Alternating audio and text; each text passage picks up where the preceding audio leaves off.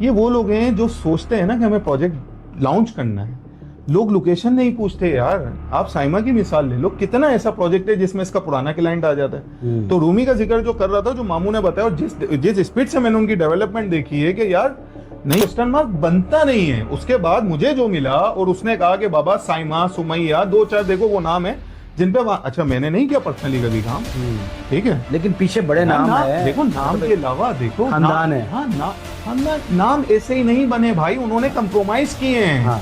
उन्होंने क्लाइंट को फोकस किया है। कॉन्सेप्ट भाई काम करके यहाँ पहुंचे हैं तो हमें पता है ना कैलकुलेशन कैसे करनी है।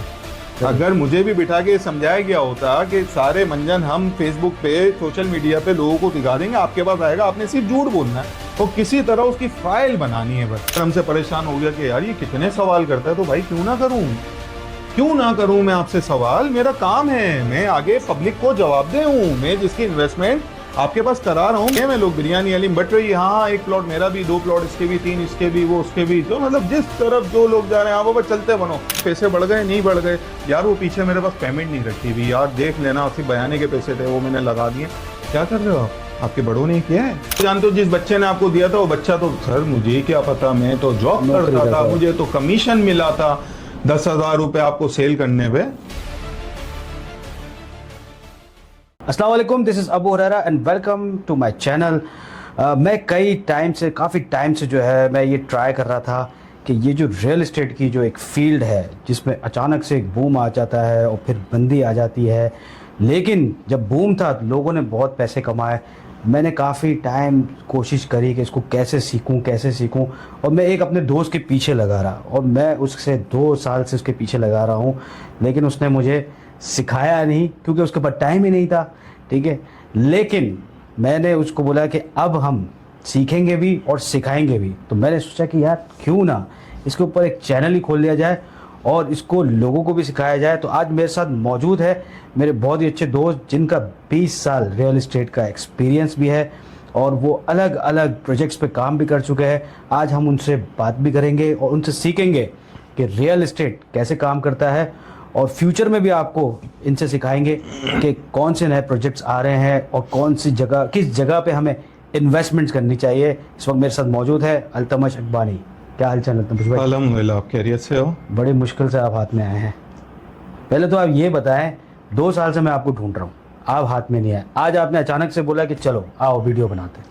यार इसका मेन रीज़न ये है कि जब आप 2 साल से मुझे कह रहे थे तो हम अपने मामलात में फंसे होते हैं। देखो ये 2 साल से ज़्यादा ही हो गया तकरीबन। नहीं, नोट नहीं कमा रहे थे। जब हम नोट कमाते हैं ना तो हमें फिर भुगतान भी भरना पड़ता है। अच्छा, मतलब एक वक्त था जो जिसको देखो हम कहीं भी जाके गाड़ी रोकते थे, अच्छा तुम रियल इस्टेट वाले हो, तुम्हारे लिए पैसे क्या मसला है, दे दो। दौर देखा है ना रियल इस्टेट वालों का आपने?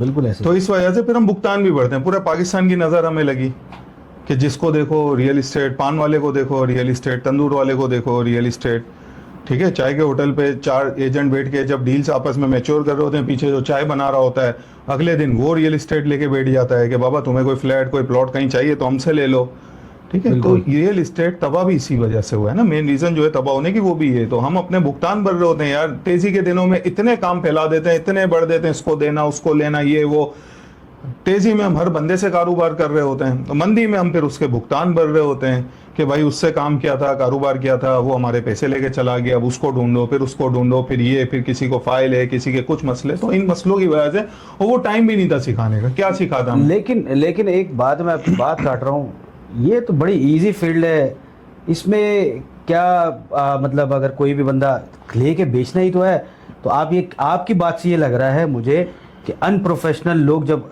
इस फील्ड में घुसे तो इसके अंदर जो है वो फिर चीज़ें ख़राब होने भी लगी। नहीं भाई, आज कर ही अनप्रोफेशनल लोग काम रहे हैं। काम करने वाला आपको कहाँ दिख रहा है? मुझे थोड़ा समझाओ तो। आप ये जो यूट्यूब आप खोल लो, आप सोशल मीडिया का किसी भी प्लेटफॉर्म पे चले हो, काम करने वाले किस बंदे को आपने देखा है जो बैठ के वीडियो बना रहा हो और आपको गाइडेंस दे रहा हो कि आपने क्या इन्वेस्टमेंट करनी है, कैसे करनी है? कौन है पुराना चेहरा? आप मुझे तो दिखाओ, आपने कभी देखा है? मतलब अपनी मिसाल ले लो ना, 2 साल हो गए भाई, मेरी कभी वीडियो देखी है कहीं पे? मैं आपसे ये सवाल पूछने वाला था कि आपका 20 साल का एक्सपीरियंस है, मैं जानता हूँ, ठीक है, शायद आपके साथ काम करने वाले जानते हो, पब्लिक को नहीं पता। वो मैं ये जानता कह रहा हूँ। हूँ 20 साल का एक्सपीरियंस तो देखो, 20 साल तो रियल एस्टेट में हो गए क्योंकि हमारा फैमिली बैकग्राउंड है, लेकिन 20 साल मेरे 5-7 साल तो मुझे सिर्फ सिखाया गया जिसमें मेरी फैमिली की तरफ से मेरे अपने ऑफिस, मेरे बड़ों के ऑफिस, मुझे परमिशन नहीं है कि बेटा आप कोई डील मैच्योर कर सकते हो, आप किसी क्लाइंट को डील कर सकते हो। अब ये तो समझो 5 साल तो सिर्फ मेरे रगड़े लगवाए उन्होंने कि आपने यहाँ जाना है, यहाँ से ये करना है, यूं करना है, ऐसे करना है, वहां जाना है। आउटडोर के लिए ऑफिस में बंदा रखा हुआ है, ठीक है, आउटडोर के बंदे को आप सैलरी पे करो, इसका मकसद क्या है कि कोई भी काम होगा उसने जाना है, आप फैमिली के बच्चे आपने ऑफिस में बैठना है। लेकिन हमारे यहाँ ये होता था कि वो साहब ऑफिस में बैठे हुए हैं, एसी की हवा खा रहे हैं, और मुझे ये धूप में मेरी फैमिली वाले कि बेटा वहां जाओ, फला जगह से चेक उठाना है, फला के पास आपने 3 घंटे बैठना है, फला के पास आपने 4 घंटे बैठना है, डीएचए जाना है, ये केस सबमिट कराना है, ट्रांसफर का देख के आओ क्या हुआ, बैंक में जाना है, इस लाइन में खड़ा होना है, ये चालान बनना है भाई ये। अच्छा, उस वक्त तो मैं बड़ा परेशान होता था कि यार ये अपने घर वाले मतलब क्या करना क्या चाह रहे हैं, दूसरे को आराम दे रहे हैं, अपने बच्चे को रगड़ रहे हैं। तो जब वो वक्त गुजारा ना, उसके बाद एहसास हुआ वो जो आराम कर रहे थे वो आज तक आराम ही कर रहे हैं। सिखाया ना आपको आपकी फैमिली ने, अल्हम्दुलिल्लाह अल्हम्दुलिल्लाह, पूरा ट्रेन किया। उसके बाद बोला बेटा अब तू तैयार है, जा। आपने अभी तक कितने प्रोजेक्ट्स किए, मतलब आपकी 20 साल की जो जर्नी है उसमें मतलब किस तरह काम स्टार्ट भाई किया? 5-7 साल तो आप निकाल दो, बचते हैं पीछे 14-15 साल जो प्रॉपर काम करते हुए हैं, ठीक है।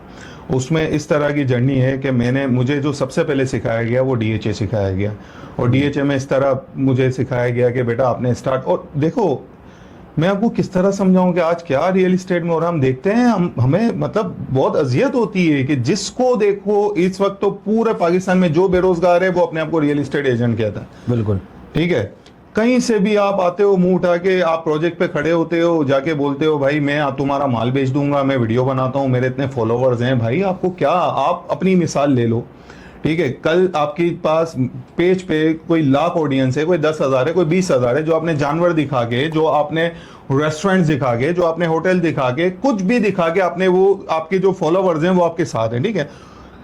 आपको पता है मेरे पीछे 50,000 बंदा है, आप किसी बिल्डर के पास जाके बैठते हो, भाई तुम्हारी वीडियो बनाऊंगा, मेरे पीछे 50,000 बंदा है, उसमें से 500 बंदा या 50 तो डील मैच्योर कर जाएगा ना, तुम मुझे बताओ मुझे क्या दोगे? अबे भाई तुझे पता है वो जो बिल्डर है वो क्या बेच रहा है, पीछे उसकी डॉक्यूमेंटेशन क्या है, उस बिल्डर का अपना बैकग्राउंड क्या है, मतलब उसका अगर प्रोडक्ट इतना अच्छा है तो हम जैसे लोगों के पास वो क्यों नहीं आया, या हम उसके पास क्यों नहीं गए?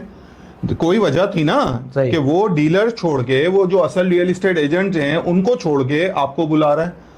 देखो बहुत सारी चीजें हैं, सिर्फ एक नहीं है। हम रियल एस्टेट इस वक्त तो टोटल तबाह है, और तबाह होने की वजह यही है कि जिसके पास पूरे पाकिस्तान में कोई रोजगार नहीं है वो बोलता है बाबा मैं रियल एस्टेट एजेंट हूं। मतलब कहीं रिश्ता भी भेजना है ना किसी को, रिश्ते वाले पूछते हैं बेटा क्या कमाते हो, वो बोल देता है बाबा रियल एस्टेट एजेंट हूं। आप क्या मेरी कमाई निकालोगे, कैसे निकालोगे, आप कर लो बात मुझसे। हाँ, समझे? कोई फिक्स सैलरी तो विजिटिंग कार्ड बनाना है, 200 रुपए का कहीं जाके प्रिंट कराना है, वो ससुराल में अपने भेज देना है, भाई देख लो रियल एस्टेट एजेंट हूँ। इसमें क्या है, फला जगह पर बैठता हूँ कुर्सी लगा के। भाई कॉन्सेप्ट बन गया है ना हमारे यहाँ। मतलब रियल एस्टेट एजेंट लोगों को समझ ही नहीं आता भाई। हम अच्छा उनके होता क्या है, अब आ जाओ असल मुद्दे पे जिस वजह से ये सब तबाह हुआ है।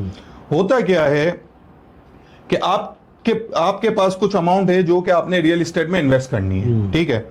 आप किसी भी एरिया में हो, आपको आपकी अप्रोच ही नहीं है कि आपने किस प्रोजेक्ट में लेना चाहिए, ठीक है।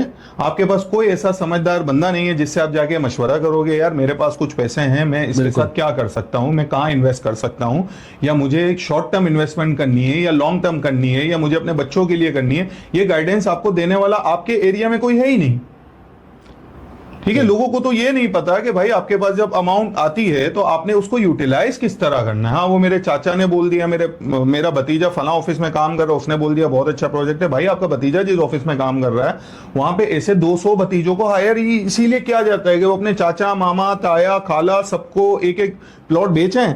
जिस दिन वो 5, 7, 10, 20 अपने सारे रिलेटिव को प्लॉट बेच आएगा, उसके बाद उसको भी बेटा अब तो आपसे सेल हो नहीं रही, घर जाओ, अल्लाह हाफिज। आपने उस बच्चे का करियर भी तबाह कर दिया। अब वो उसके घर वाले, उस बच्चे के घर वाले अगले जब तक वो प्रोडक्ट डिलीवर होने का टाइम होता है वहां कोई डेवलपमेंट नहीं होती, तो वो सिर्फ वो बच्चा ही सुन रहा होता है अपने घर वालों से कि बेटा आपने दिलवाया था, बेटा आपने मरवा दिया। वो बच्चा बेचारा फिर कहीं ना कहीं जॉब कर रहा होता है कि नहीं भाई रियल एस्टेट ठीक नहीं। किसने कहा रियल एस्टेट ठीक नहीं है? आप जिसके पास गए थे वो लोग ठीक नहीं थे। और आज 90% मार्केटिंग कॉन्सेप्ट क्या है भाई? स्टेट एजेंसी हुआ करती थी सबसे पहले। आप बात करते थे, जिक्र करते थे यार स्टेट एजेंसी हमारे एरिया में, स्टेट एजेंसी है। उसके बाद आप आ गए मार्केटिंग पे, मार्केटिंग कंपनी है। फिर एक कॉन्सेप्ट आ गया ऑथराइज डीलर वाला। यहाँ जब बैरिया आया तो लोगों को समझ आया भाई ऑथराइज डीलर टाइप का भी कोई कॉन्सेप्ट है दुनिया में, ठीक है। इसके बाद फिर आप आ गए उस पे रियल मार्केटिंग पे। ये 3-4 अलग अलग डिफरेंट। अच्छा, लोगों को पता ही नहीं है स्टेट एजेंसी वाला कौन है, मार्केटिंग वाला कौन है।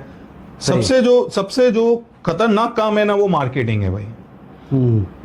सही है, मार्केटिंग वालों का कोई दीन ईमान है ही नहीं। उनको बस एक प्रोजेक्ट चाहिए, सर हमें कमीशन कितना दोगे आप, हम बेच देंगे। हमें कमीशन आप कितना दोगे, हमें फर्क नहीं पड़ता पीछे आपकी डॉक्यूमेंटेशन क्या है। हमें इसलिए आपसे पूछ ही नहीं सकते हम, क्योंकि हमें पता ही नहीं है।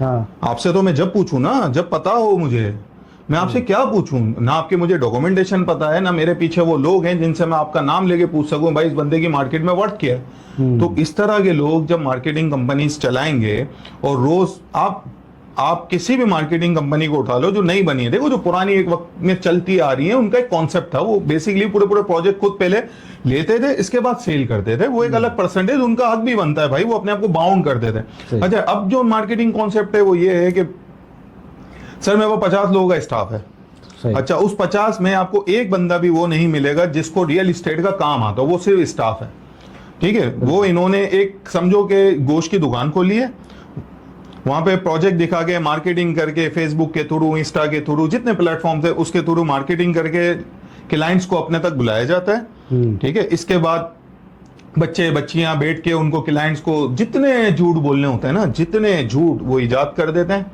वो बोल देते हैं। पता ही नहीं होता ना, बस बोले जा सर ये भी हो जाएगा, सर चांद भी देंगे हम अपने प्रोजेक्ट में, ये भी देंगे वो भी देंगे। देखो एक गरीब जब घर से निकला है ना 2-4 लाख रुपए लेके, उसको नहीं है समझ कि मेरे साथ हो क्या रहा है। अगर उसको समझ होती तो आज ये हो ही ना रहा होता ना। मैं आपसे सिंपल, मैं एक आम आदमी हूँ, मुझे रियल एस्टेट का कुछ भी नहीं पता, ठीक है ना। मुझे पता है मैं कहीं जाऊँगा स्टेट एजेंसी पे, बोलूँगा यार मुझे घर चाहिए, नाम लिखवा देते हैं हम, एड्रेस लिखवा दे, नंबर लिखवा दिया।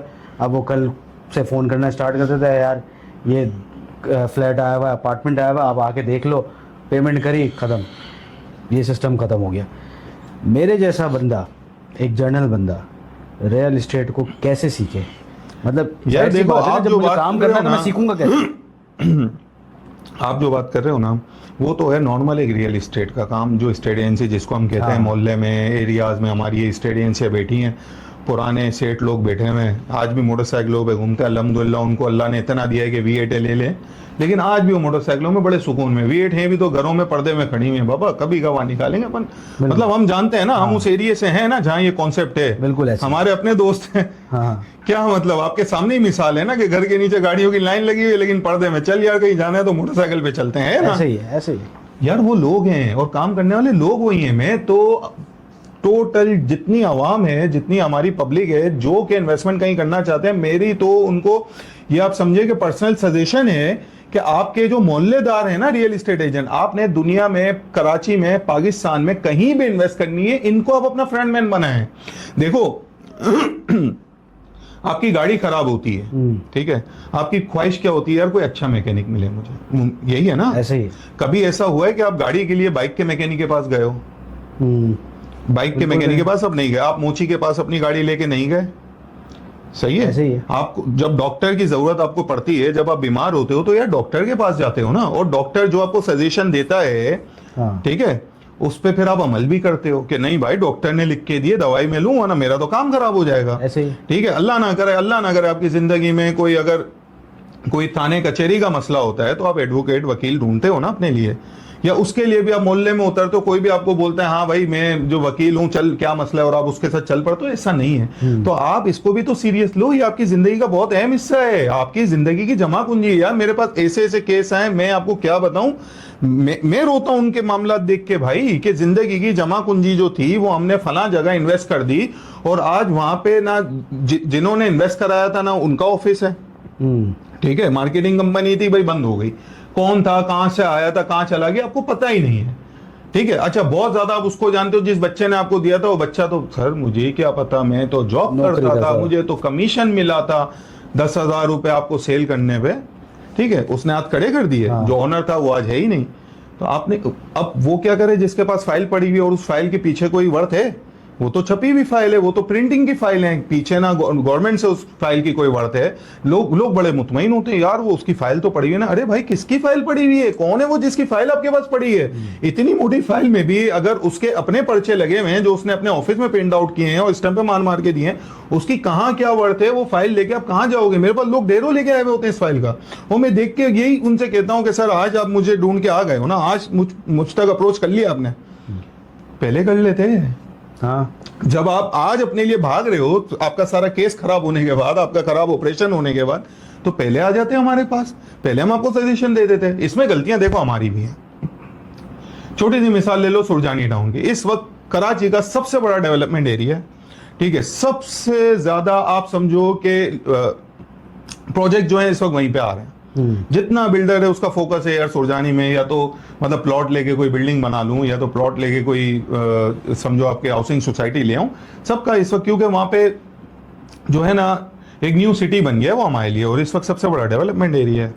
अच्छा, वहां पे आप मेन रोड पे जाओ तो आपको लाइन से रियल एस्टेट के ऑफिसेस दिखेंगे, ठीक है, हर किस्म का रियल एस्टेट, हर किस्म मतलब रियल एस्टेट ऑफिस, हर किस्म का बिल्डर उस रोड पे अब ऑफिस लेके बैठ गया। अच्छा, वहां हो क्या रहा है? वहां ये हो रहा है कि भाई आपस में जो एजेंट्स हैं, जो बिल्डर्स हैं, उनका कंपटीशन, ठीक है, आवाम देखती है भाई इसके पास इतना रश है, इसके बाद इतनी गाड़ियां खड़ी हैं, इसके बाद इतनी मोटरसाइकिलें खड़ी हैं, इतना बड़ा स्टाफ है, तो काम सही कर रहा है। अबे भाई मतलब गाड़ियां खड़ी होने का मकसद ये थोड़ी है, मोटरसाइकिलें खड़ी होने का मकसद ये थोड़ी है कि काम सही कर रहा है। भाई जिसके पास काम है करने को, वो अपने ऑफिस में हर वक्त बैठा कैसे है? मुझे तो आज तक यही समझ नहीं आया। मेरी देखो, मुझे डीएचए से तैयार किया गया है। डीएचए में कॉन्सेप्ट क्या है कि अगर ऑफिस में दो सीनियर्स होते थे, वो पूरा ऑफिस चलाते थे, एक सीनियर होता था, बाकी जो 4-5 एजेंट उनके अंडर काम करते हैं, तो उसमें कॉन्सेप्ट ये है कि भाई कोई एक सीनियर ऑफिस में बैठा हुआ, कोई एक जूनियर ऑफिस में बैठा हुआ अलग बात है, वरना कोई ना कोई अपने किसी न किसी काम से निकला होता है। कभी कहीं ऑफिस गया हुआ है, कभी किसी क्लाइंट के पास गया हुआ है, कभी कोई ट्रांजैक्शंस के लिए इधर गया हुआ है, कभी विजिट कराने। भाई ये कौन सा काम है जिसमें हर वक्त आप ऑफिस में छुट्टियां तेज करके बैठे हो? कुछ समझाओ तो, कोई कॉन्सेप्ट तो समझाओ कि आपके पास रश लगा हुआ है इसीलिए आप बहुत अच्छे हो, ऐसा नहीं है। और सबसे मेन चीज ये है कि अगर किसी बच्चे ने रियल एस्टेट का काम सीखना है, देखो आजकल यूथ जो है, हमारी जो यूथ है, बहुत शौक है ना उनको रियल एस्टेट का, और लोग देख यार इजी मनी देखो, बहुत इजी मनी है लेकिन टेम्परेरी। देखो इसमें 2-3 चीजें हैं। देखो मैं आपको सिंपल सी मिसाल दूं कि बैरिया ने जो है वो लोगों को मतलब ये चस्का लगा दिया कि मैंने उनको देखा है जिनके पास बाइक भी नहीं थी और वो फिर डाले में घूम रहे थे, और उसके बाद एक वक्त ऐसा है कि वो बाइक खरीदने के वापस उनके पास पैसे नहीं थे, ये सिचुएशन आ गई। लेकिन वो जो चार्म था जब वो डाले में घूम रहे थे, इसका मतलब बड़े शॉर्ट टर्म में बड़ा पैसा बनाया है ना। तो जाहिर सी बात है, जब इस इंडस्ट्री के अंदर पैसा इतना है तो हर बंदा सीखना चाहता है, लेकिन सिखाता कोई नहीं है। बात आपकी वही आ जाती है कि सिखाता कोई नहीं है। आ जाओ, बैठ जाओ, बेचो, अपने फैमिली वालों को 4-5 प्लॉट बेच दिए, और उसके बाद आपका डेवलपर भी गायब है, आपका मार्केटिंग वाला भी गायब है, प्रोजेक्ट भी गायब है। देखो बैरिया का सिनेरियो जो है ना, वो टोटल सिर्फ बैरिया की ये बात नहीं कर रहा हूँ, मैं वैसे बात कर रहा हूँ जनरली। तो मैं ये चाहता हूँ जो हम स्टार्ट करने जा रहे हैं वो यही है कि यार हम पहले लोगों को सिखाएं कि रियल एस्टेट होता क्या है, what is the difference between ये state agency and the real estate, ठीक है ना। और फिर उसके बाद रियल एस्टेट में काम कैसे होता है, क्या सीखते हैं, ये हमने आपसे सीखना है। भाई देखो, रियल एस्टेट में सबके अपने तरीके कार है ना, ठीक है। सबसे पहले ये होता था रियल एस्टेट में कि आपने प्रॉपर्टी लेनी है, किसी फ्लैट मकान की डील करनी है, तो हर एरिया में जिस तरह स्टेट एजेंसी का काम चल रहा है, जो नॉर्मली सबको पता है कि भाई हमने जाना है, हमें रेंट पे चाहिए, तो वो जो भी वहाँ रिप्रेजेंटेटिव होगा वो हमें विजिट कराएगा, उसके बाद जो चीज़ अवेलेबल होगी हमें पता है कि एक नॉर्मल काम है जो पूरे पाकिस्तान की एक रूटीन है, ठीक है, वो एक नॉर्मल काम है, वो सभी को तकरीबन पता है। इसके बाद हम आ जाते हैं इन्वेस्टमेंट पे, रियल एस्टेट इन्वेस्टमेंट। ये जो बैरिया है, डीएचए है, डीएचए सिटी है, ठीक है, जितने बड़े प्रोजेक्ट इस वक्त पाकिस्तान में आए हुए वो एक आपकी इन्वेस्टमेंट है लॉन्ग टर्म। सबसे पहले हम कहाँ गलत हैं? हम गलत ये हैं कि बैरिया के बाद हमने कॉन्सेप्ट ये बना लिया है कि मैं आज इन्वेस्टमेंट कहीं कर रहा हूँ ना, 2 दिन बाद मैंने अपने रियल्टर को कॉल करनी, हाँ भाई क्या हुआ, क्या हुआ, कोई प्रॉफिट आ रहा है नहीं आ रहा, कितना प्रॉफिट आ रहा है, हमने जो लिया उसमें कुछ पैसे बढ़ गए नहीं बढ़ गए, यार वो पीछे मेरे पास पेमेंट नहीं रखी हुई, यार देख लेना, सिर्फ बयाने के पैसे थे वो मैंने लगा दिए। क्या कर रहे हो आप, आपके बड़ों ने किया है, आपके बड़ों ने जो आपके लिए प्रॉपर्टीज रखी हैं संभाल के, वो किस तरह रखी हैं। अगर वो भी यही करते हैं कि 3 दिन बाद अपने रियल्टर को कॉल कर रहे हैं कि यार जब आज क्या रेट है इसका, मुझे बेचना है, कोई प्रॉफिट चाहिए या XYZ माइनस है, जो भी है, क्यों कर रहे हो आप। आपके बड़ों ने भी अगर ये किया होता तो आपको लगता है कि आपके लिए प्रॉपर्टीज होती। आप थोड़ा खुद भी तो देखो ना, आप प्रॉपर्टी के साथ कर क्या रहे हो। ये लॉन्ग टर्म इन्वेस्टमेंट है। ये वो चीज है कि एक बहुत सोच समझ के, बहुत सोच, एक तो मतलब मैं तो तकरीबन ये देख रहा हूँ लोगों को, जहां बिरयानी हलीम लाइन में लगे हुए लोग, बिरयानी हलीम बट रही, हाँ एक प्लॉट मेरा भी, 2 प्लॉट इसके भी, 3 इसके भी, वो उसके भी, जो मतलब जिस तरफ जो लोग जा रहे हैं, हाँ बाबा चलते बनो, मरेंगे तो सब मरेंगे। ये क्या तरीका है, अल्लाह ने आपको दिमाग दिया, आप अपना सोचो ना। अगर कोई कहीं खड़े होकर लाइन में लगा हुआ है कि भाई ये हर गली के नुक्कड़ पे मार्केटिंग कर रहा है, इसने कराची के पूरे शहर को मार्केटिंग से भर दिया है, कितना बड़ा डेवलपर है, कितना बड़ा बिल्डर है, आप किस खाते में ले रहे हो उसको। आप उसके ऑफिस के बाहर जाओ ना, रिफंड वालों की लाइन देखो ना, रिफंड वाले 6-6 महीने से खुआर हो रहे हैं, कोई जवाब दे नहीं है। एक बंदा आज बोलता है उसको, एक यार अभी इत्तेफाक से अभी की बात है ना, एक बहुत बड़े हमारे माशाल्लाह डेवलपर हैं, अल्लाह उनको खुश रखे अपने पैसों पे, लेकिन इत्तेफाक से मेरे पास उनकी कोई फाइल ले आया कि यार आपसे कोई चीज ली हुई थी, हमारे पास पेमेंट का अरेंजमेंट नहीं हो रहा, तो आप कोशिश करो ये एडजस्ट कर लो, ठीक है। हमने वहां पे कॉल, अच्छा एक तो वो उस नाम से ही मैंने बोला सर हाथ जोड़ता हूँ। बोले क्या बात कर रहे हो आप, इतने बड़े नाम पे आप हाथ जोड़ रहे हो। बोला सर यही तो फर्क है नाम में और आप फर्क यही तो होना चाहिए रियल्टर में और एक आम आवाम में, कि हम हाथ जोड़ रहे हैं और आप हमें समझा रहे हो कि इतने बड़े नाम पे। अच्छा सीन क्या हुआ कि नेक्स्ट डे मैंने उनको कहा सर ठीक है, कॉल पे बात हुई है, वो कह रहे हैं कि 25 to 30% डिटेक्ट करेंगे, बाकी आपका रिफंड कर देंगे 6 महीने बाद। मतलब अभी पॉलिसी पे आपका वो साइन वगैरह ले लेंगे, 6 महीने बाद आपका रिफंड हो जाएगा। 6 महीने बाद भी अगर ये देते हैं ना तो मैं ये एडजस्ट कर लूंगा। ये बात हो गई। नेक्स्ट डे मैंने अपने लड़के को उनके साथ ही भेज दिया ना, आप जरा जाएं उनके हेड ऑफिस। भाई वो हेड ऑफिस गए, पहले दिन तो हेड ऑफिस में उनको कोई मिला नहीं। नेक्स्ट डे गए, नेक्स्ट डे जब गए तो वहाँ पे जो भी स्टाफ था रिफंड वाला, वहाँ गए तो उन्होंने नहीं सर अभी हमने रिफंड बंद किया भाई, ये वो फला फला फला हो गया भाई। आ गए वापस, फिर मुझे बोलने यार आप तो रियल इस्टेट में हैं, जब आपने हाथ जोड़ लिए तो आपके भी 2-4 ताल्लुकात होंगे, आप हमारे लिए कुछ कर लें। फिर मैंने किसी दोस्त से मदद ली, मैंने बोला यार थोड़ा सा देख लो, एक कॉल कर दो उनको जिनका है, तो उनसे थोड़ी रिक्वेस्ट कर लो कि यार इस तरह का केस है और रिफंड कर दें।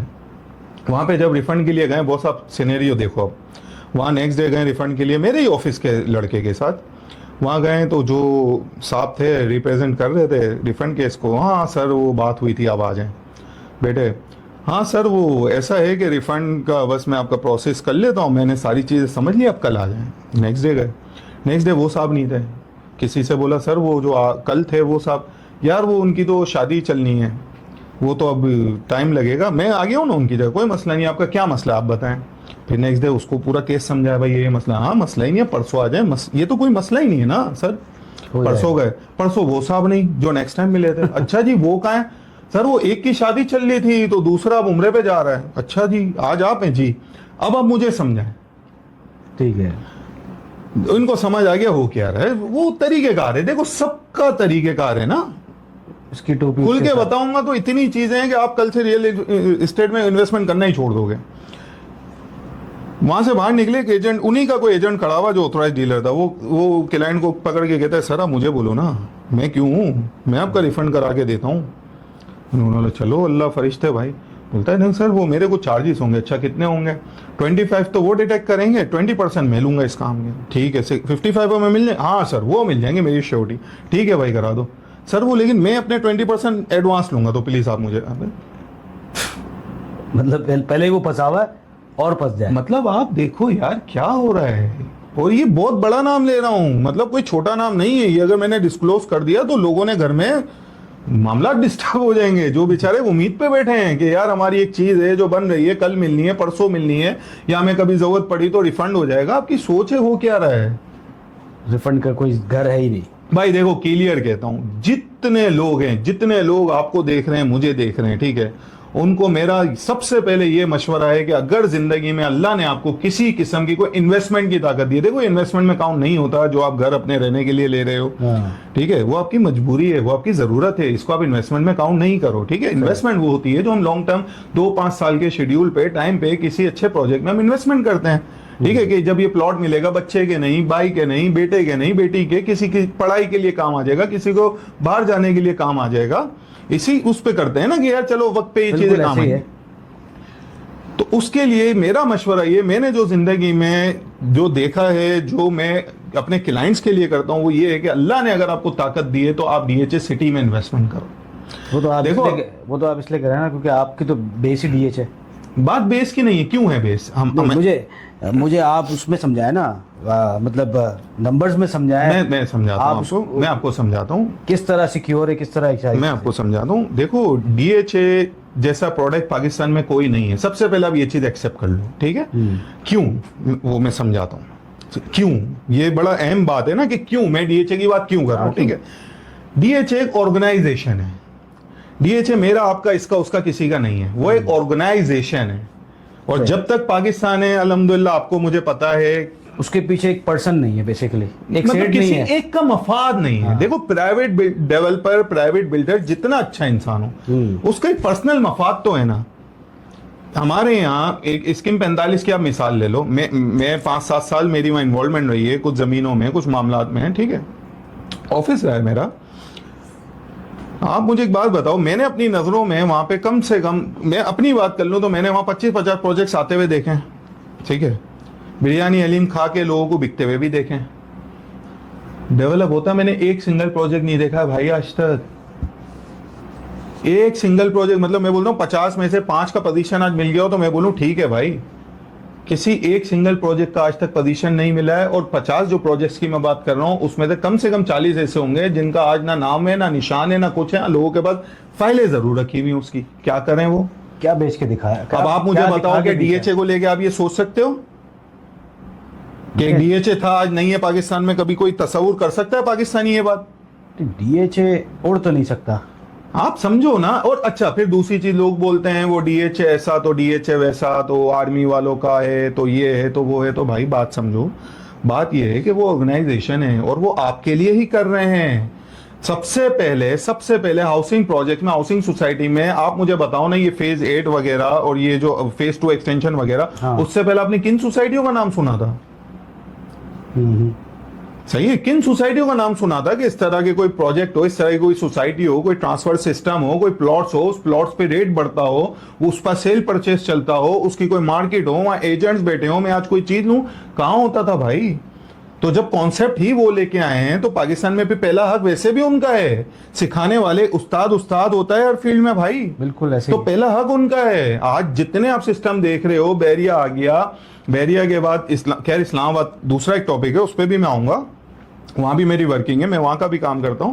तो इसके बाद आपने जितनी चीजें देखी उनको तो कॉपी किया गया है, लेकिन होता क्या है बेसिकली, उस्ताद जो है ना, उस्ताद के कुछ रूल्स होते हैं, ठीक है। जब उसको कॉपी किया जाता है ना, उसका शागिर्द, अब मेरे जितने सिखाए हुए लड़के हैं उसमें बहुत ज्यादा अगर किसी ने कॉपी किया है, ठीक है, तो उसने भी कोई ना कोई कमी इसलिए छोड़ी है कि उसमें मेरे जितना बर्दाश्त नहीं है। सही, तो कहीं ना कहीं वो मेरे किए हुए कॉपी में ही कंप्रोमाइज कर लेते पैसे कमाने के लिए, ठीक है। वरना 80% जो हमारे सिखाए हुए लड़के होते हैं वो करते क्या हैं, वो ये करते हैं कि वो क्या करते हैं कि जब हम सिखा रहे हैं, जब वो हमें देख रहे हैं काम करता हुआ कि हम ये काम कर रहे हैं, हम ऐसे कर रहे हैं, ये बिल्डर आया, हमसे मीटिंग की, हमने रिजेक्ट कर दिया, हम इस प्रोजेक्ट पे गए, हमने ये सवाल किया, हमने रिजेक्ट कर दिया, बिल्डर हमसे परेशान हो गया कि यार ये कितने सवाल करता है, तो भाई क्यों ना करूं मैं आपसे सवाल, मेरा काम है, मैं आगे पब्लिक को जवाब दे हूं, मैं जिसकी इन्वेस्टमेंट आपके पास करा रहा हूं मैं उसका जवाब दे हूं। आपको मैं बहुत जहर लग रहा हूँ, लेकिन मैं जहर उस डेवलपर को, उस बिल्डर को लगूंगा जिसके पास पीछे डॉक्यूमेंटेशन नहीं है। अगर आपकी अगर मिसाल है, आपके पास गाड़ी है और उसकी डॉक्यूमेंट्स क्लियर है और आप अपनी गाड़ी सेल करना चाह रहे हो, तो आप डॉक्यूमेंट क्यों नहीं दिखाओगे? आप क्यों मुझे बोलोगे कि भाई ये क्या बात हुई, आप तो बस 2 प्लॉट लेने आए हो, 10 प्लॉट लेने आए हो? तो ये जो जितने सारे प्रोजेक्ट है, फलां से मंजूर शुदा, तो फलां से मंजूर शुदा, जो एड्स जो चल रहे होते भाई हैं। अच्छा, ये भी आपने बड़ा अच्छा सवाल किया। माशाल्लाह हमारे यहाँ होता गया है, और अभी हाल ही में गवर्नमेंट के इदारों की बात करो सर मैं आपको तफसील से समझाऊंगा, ठीक है? जब बैठे हैं 2 साल बाद, तो आज मैं सीखने ही तो बैठा हूँ आपके हाँ, पास। आज आप सीखोगे कि ये गेम क्या है, ये तरीका वारदात आखिर है क्या। तो वो ये है कि एक बंदा जिसने जिंदगी में कुछ नहीं देखा ना, पैसा वैसा रियल एस्टेट किसी चीज से उसका कोई लिंक नहीं है, लेकिन उसको किसी ने बैठ के ये समझा दिया कि देख भाई, 4 रियल एस्टेट वाले वहां हैं जो भूखे बैठे हुए हैं, ठीक है? एक 10 एकड़ किसी की जमीन पड़ी हुई है, जो एक मिसाल दे रहा हूं आपको कि भाई 50 लाख रुपए एकड़ बोल रहा है, 50 लाख रुपए एकड़ बोल रहा है, 10 एकड़ जमीन के तकरीबन 5 करोड़ रुपए अमाउंट बन गई, ठीक है? अच्छा, होता क्या है कि भाई उन्होंने सबसे पहले जो है 4 लोग मिले, ठीक है, जिसमें से एक को बोला यार तेरी शक्ल दिखाने वाली ठीक है, कॉटन वोटन भी तू ठीक पहन लेता है, तेरे लिए सिर्फ एक गाड़ी अरेंज करते हैं और कोई छोटा सा ऑफिस जिसको बिल्डर ऑफिस बनाते हैं और अपन स्कीम 45 में प्रोजेक्ट ले आते हैं। अब 2.5 करोड़ रुपए की उन्होंने जमीन परचेज की 50 लाख रुपए एकड़ के हिसाब से, जिसमें उन्होंने शुरू में कमिटमेंट ये किया कि हम आपको 20-25 लाख रुपए एडवांस दे देंगे, बाकी इस तरह पेमेंट हम आपको चलाएंगे। उसमें 6 महीने, साल, 2 साल, 3 साल का जो भी उनका शेड्यूल बन गया जमींदार से उन्होंने बना लिया। उसके बाद उन्होंने उसी मार्केट में 4-6 ऐसे डीलर ढूंढे जो बिल्कुल मुकम्मल फारिग बैठे हैं, लेकिन उनके ऑफिसों के बाहर ये गाड़ियों की लाइनें लगी हुई हैं, बाइकों की लाइनें लगी हुई हैं, काम करने को कोई नहीं है। उनके पास गए, हाँ भाई ये हम यहाँ पे ज़मीन है, ये प्रोजेक्ट ला रहे हैं, हमारी ज़मीन है, आप बताओ आप हमारे लिए क्या कर सकते हो। वो बोलता है सर ये छोड़ो ना, हम क्या कर सकते हैं, आप ये बताओ वो मैं पर प्लॉट कमीशन कितना दोगे। वो कहता है भाई 2 लाख रुपए पर प्लॉट। अच्छा 2 लाख रुपए भी किस तरह, कमाल की बात आप सुनने की है, आप पब्लिक से 3 लाख रुपए एडवांस लो, ठीक है, जिसमें से 2 लाख रुपए आप अपने अपने पास रखो, हमें लाख रुपए देना है, इसके बाद हम जाने और पब्लिक जाने हैं। और जिस एजेंट ने अपना 2 लाख रुपए एडवांस ले लिया है, उसके बाद उसका क्या बनता है कि वो पब्लिक की तरफ घूम के देखे कि उसके साथ क्या हुआ, कैसे हुआ, आगे उसने इंस्टॉलमेंट पे की नहीं की, उसको प्रोजेक्ट डिलीवर हुआ नहीं हुआ, आज प्रोजेक्ट पे काम हो रहा है नहीं हो रहा। भाई ये सब होता है। और वो क्या करते हैं, जो डेवलपर होते हैं, जो बिल्डर होते हैं, पैसे ले लिए, ठीक है, अगर पास हो गए, हाँ भाई सारे डीलरों ने मिलके माल बेच दिया, अपना कमीशन ले लिया, उनको पैसे दे दिए, और आगे बहुत बहुत 100% में से आप समझो कि पॉइंट कुछ % ऐसा है कि आपके पैसे भी आ गए, और जितना आपने माल बेचा है उसमें आपका शेड्यूल। अब उन्होंने 10 एकड़ ली थी, 10 एकड़ में 20 प्लॉट के हिसाब से आप निकाल लो, 200 प्लॉट निकलेंगे, 210 निकल आएंगे। बहुत आपने कंजूसी कर ली, 220 प्लॉट आप दे दोगे, इससे ऊपर आप क्या दोगे, ठीक है। वो जब बेचने पे उन्होंने 2000 प्लॉट बेच दिए, अब क्या करोगे। अच्छा, और कमाल ये कि उस 2000 प्लॉट के पैसों से भी उन्होंने आगे जमीनें परचेज नहीं करनी है, उन पैसों को अपने लिए आगे यूटिलाइज करना है। शहर में कोई जमीन ले ली, उस पर छोटा प्रोजेक्ट दे दिया, वहां जमीन ले ली, यार जिसका पैसा आया था उसके लिए तो जमीन लो पहले। अच्छा, फिर आप जो कह रहे थे कि गवर्नमेंट की एनओसीज होती हैं, जगह जगह से अप्रूव होता है, तो वो क्या होता है, वो 10 एकड़ पे अप्रूवल सारी ली हुई है जो आपको दिखा रहे हैं। आप तो समझे मेरी बात, गवर्नमेंट किस चीज की अप्रूवल दे रही है भाई। उन्होंने 200 की जगह 2000 प्लॉट बेच दिए हैं, वो 2000 बंदे को इन्होंने अप्रूवल वही 10 एकड़ की दिखाई है। और आपको गारंटी दे रहा हूं 10 एकड़ में से एक प्लॉट भी अभी तक उन्होंने किसी को नहीं दिया, वो अपनी फैमिली के लिए रखा है कि कल में कुछ हो जाए तो बच्चों के ये काम आएगा। ये होता है भाई, तो लोग फाइल लेके घूमते ही रहे। तकरीबन निजाम यही चल रहा है। क्यों आज तक किसी प्रोजेक्ट को डिलीवर नहीं किया गया। अब इस तरह तो जो है मेरे जैसा बंदा तो फंस जाएगा भाई। तो इसीलिए आपको एडवाइस कर रहा हूं कि सबसे पहले अगर अल्लाह ने ताकत दी, देखो हमारे यहाँ लोगों को जो है शऊर नहीं है, ठीक है, हमारे यहाँ लोग हिम्मत नहीं करते। मैं एक नॉर्मल जनरल सी बात करूं कि आपसे मैं कहूं कि यार कल डीएचए सिटी में प्लॉट ले लो, मेरे अलावा आप जरिया बताओ ना। चलो मैं तो आपका इत्तेफाक से दोस्त हूं, आपको पता है कि वक्त से डीएचए सिटी का काम किया, और मतलब स्कीम 45 में भी मैंने 5-7 साल निकाले हैं, इस्लामाबाद में मैंने जिंदगी गुजारी है। आप मुझे बताओ ना, मेरे अलावा आपके पास कौन है जिसको आप कॉल करके बोलोगे मुझे डीएचए सिटी में प्लॉट चाहिए। कोई भी नहीं है ना यार, लोग नहीं निकलते। सुरजानी में जितने लोग इस वक्त इन्वेस्टमेंट कर रहे हैं, या सुरजानी के अपने जो रिहायशी हैं, ठीक है, वो घबराते हैं डीएचए के नाम से। उनको लगता है कि डीएचए ना बाबा, हम कहाँ, हमारा यार जो डीएचए में रह रहे क्या, वो एक वक्त में इन जगहों पे नहीं रहते थे, लेकिन उन्होंने वक्त पे सही डिसीजन लिए हैं। वो थोड़ा सा निकले हैं, उन्होंने मेहनत की है कि यार जरा जाके हम देखें तो, डीएचए के किसी एजेंट से जाके मिले तो जरा देखें तो डीएचए में क्या कितने का है। लेकिन बैक टू द पॉइंट अगर हम इस पर आते हैं तो फिर मैं यही चीज़ समझना चाह रहा हूँ। बेसिकली मैं स्टार्टअप कहाँ से लूँ, मुझे सीखना है ना। अभी मैं आपके से सीखूंगा, 6 महीने आपके साथ ही रहूँ, आपके साथ सीखूंगा, आपके साथ आपके इस्लामाबाद प्रोजेक्ट भी जाएंगे, आपके यहाँ कराची वाले प्रोजेक्ट्स भी देखेंगे, तो मैं स्टार्ट कहाँ से लूँगा। भाई देखो, मेरा कॉन्सेप्ट थोड़ा डिफरेंट है, ठीक है। बाकी जो आप बात कर रहे हो रियल मार्केटिंग वालों की, रियल इस्टेट एजेंट की, स्टेट एजेंसी की। मेरा कॉन्सेप्ट इन सबसे डिफरेंट है। मेरा कॉन्सेप्ट क्या है, मैं आपको थोड़ा सा क्लियर कर दूं। मेरा कॉन्सेप्ट ये है कि मैं किसी प्रोजेक्ट को पहले तो खुद इन्वेस्ट करता हूँ। किसी भी प्रोजेक्ट में पहले इन्वेस्टमेंट मैं खुद करता हूँ, ठीक है। या अपने जो बहुत खास इन्वेस्टर्स जो क्लाइंट है उनकी इन्वेस्टमेंट कराता हूँ, उस प्रोजेक्ट को पूरा नाप लेता हूँ कि क्या ये बाकी जो हमारी पब्लिक है या क्लाइंट्स हैं जो हम तक आते हैं, क्या उनके कराने के लायक है नहीं है, कल ये फंस तो नहीं जाएंगे, ठीक है। अच्छा, तो ये जब पीरियड होता है ना एक प्रोजेक्ट को आजमाने का, साल 2 साल का 3 साल का, वो बड़ा हमारे लिए जो है बड़ा मुश्किल होता है, क्योंकि हमारे भी पीछे इखराज आते हैं, हमारे भी ऑफिस हैं, सारे मामलात हैं। और इस बीच अच्छा हमारे पास ऑप्शंस भी बहुत आ रहे होते हैं। अगर मिसाल स्कीम 45 की मैंने आपको मिसाल दी, तो भाई मेरा ऑफिस था और अल्हम्दुलिल्लाह मुझे पर्सनली ये लगता है कि कोई ऐसा बिल्डर या डेवलपर नहीं है जिसने मुझ तक अप्रोच ना की हो, ठीक है। लेकिन अल्हम्दुलिल्लाह मुझे पता है किसी एक प्रोजेक्ट में मैंने आज तक कोई इन्वेस्टमेंट ना अपनी की ना किसी की कराई, तो कोई वजह होगी ना। किसको बुरे लगते हैं 3 लाख आवाम से लो, 2 लाख रुपए आप रख लो। 2 लाख रुपए का मकसद क्या है यार, आपने 50 प्लॉट बेच दिए तब भी आपके करोड़ रुपए बन गए भाई। ये करोड़ रुपए कम होते हैं। इसके बाद भी अगर आपने दिल गुर्दा रखा हुआ और आप सुकून से बैठे हो कि नहीं, अगर हम काम करेंगे तो अपने ही मयार के किसी प्रोजेक्ट में करेंगे, तो मकसद समझो ना यार। अल्लाह का करोड़ों एहसान है कि अगर मैं स्कीम 45 में भी बैठा हूं तो मेरा डीएचए का क्लाइंट मुझे कॉल करके कह रहा है कि भाई मुझे बैरिया में इन्वेस्टमेंट करनी है, पाकिस्तान के इस शहर में करनी है, तो आपने देखना है, आप जाओगे या आप वहां कोई बंदा निकालो, तो आपके थ्रू ही होगी डील। तो इससे बड़ा बेनिफिट मुझे अपनी फील्ड से और क्या चाहिए। तो मैं इसीलिए सुकून में हूं। अब मेरे साथ जो आप कह रहे हो 6 महीने, तो आप तकलीफ दे वो 6 महीने होंगे आपके, क्योंकि आप दूसरों को देखोगे पैसा कमाते हो। आपके मोहल्ले का एक बच्चा किसी मार्केटिंग वाले के पास जाता होगा, आप बोलते होगे यार इसने तो 4 लोगों को यूं छुरी फेरी और ये तो 2 लाख रुपए कर ले आया, मैं तुम्हारे साथ घूम रहा हूं, मेरे पास तो 20,000 नहीं आ रहे। सही।